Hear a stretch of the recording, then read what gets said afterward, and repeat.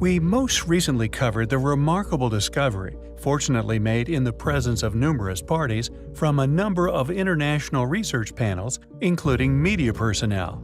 Fortunate for reasons we previously covered in our last video regarding the difficulty when such an event occurs in such a situation to suppress it in the modern age, and the subsequent unusual characteristics of said discovery. A discovery the world has been fortunate to witness, further cementing mounting evidence for the past existence of an ancient giant civilization. With this next discovery, although completely different in characteristics, we feel its scale alone, with other intriguing features, makes it as equally perplexing. An apparent polar opposite approach in some areas, such as methodology and symbology, even including stone selected. Yet another enigmatic mystery currently sprouting up all over the Giza Plateau. What we found initially interesting was, just like the other enormous tomb we have covered prior, its sheer size, estimated at nearly 9 feet tall and 3.5 feet wide just on the insides. Amazingly, it also initially appeared and was initially presumed to have still somehow been a mysteriously hermetically sealed tomb. This is where the open presses line runs out, unfortunately, for although it would seem the sarcophagus has indeed been opened, it has been done privately by the Smithsonian Institute. The details of what was found inside, what sort of remains, and indeed their claimed identity, continue to be a closely guarded secret and a subject of hot debate, with the Smithsonian merely stating, "Further examinations on the body found inside are being conducted." According to the head of Egypt's Supreme Council of Antiquities, quote, "There has been a remarkable find in the coastal city of Alexandria. During a routine excavation, experts uncovered a baffling Ptolemaic stone sarcophagus. It has been hailed as a major find, as it can provide insights into the great Hellenistic period in Egypt and its unique culture." End quote. Regardless of academic historians and certain institutions instantly pushing the notion that they know all about this incredible find and also what exactly could have been found within that black sarcophagus, we find the ordeal highly compelling.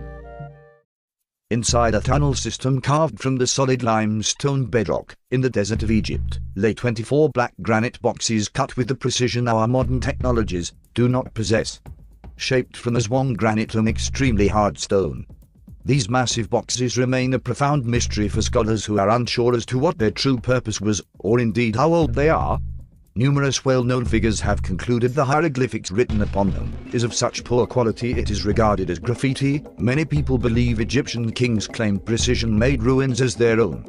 This is one of the main hypotheses put forward for the Egyptians' lack of any records of the pyramids' construction, often decorating them in a more primitive form of writing style. The suspected sarcophagi range in weight between 50 and 100 tons. Their real purpose, or maybe indeed their function, remains unclear, although they were clearly of importance. They were cut with such precision in fact they would have remained airtight for eons. Researchers like Brian Foster theorize they are clear examples of lost ancient high technology, created before the time of the dynastic Egyptians. Whatever their true purpose was, the truth is that they are beyond magnificent. Well-regarded studies, for example, into the erosion evident on the Sphinxes of Giza, have proven to indicate they may be far older than the Egyptian civilizations. By several 100,000 years, some even claiming they show evidences of past submersions. The Serapeum of Saqqara is located to the northwest of the famous Pyramid of Djoser. This necropolis, found near Memphis, Egypt, is believed in modern academia to have been built sometime around 1300 BC by Ramesses II. Just what kind of technology, or indeed what kind of man, could have cut, transported, stacked and placed blocks of stones weighing up to 100 tons on top of each other with such accuracy?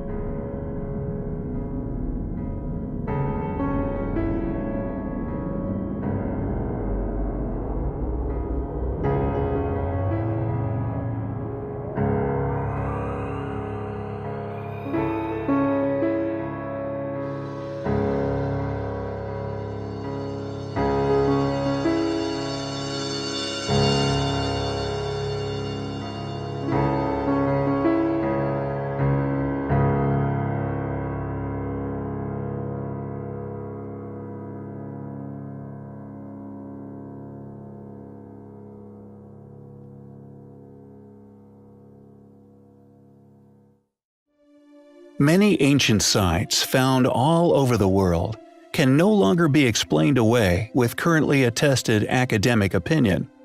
Who they say built them, why, or when they were created.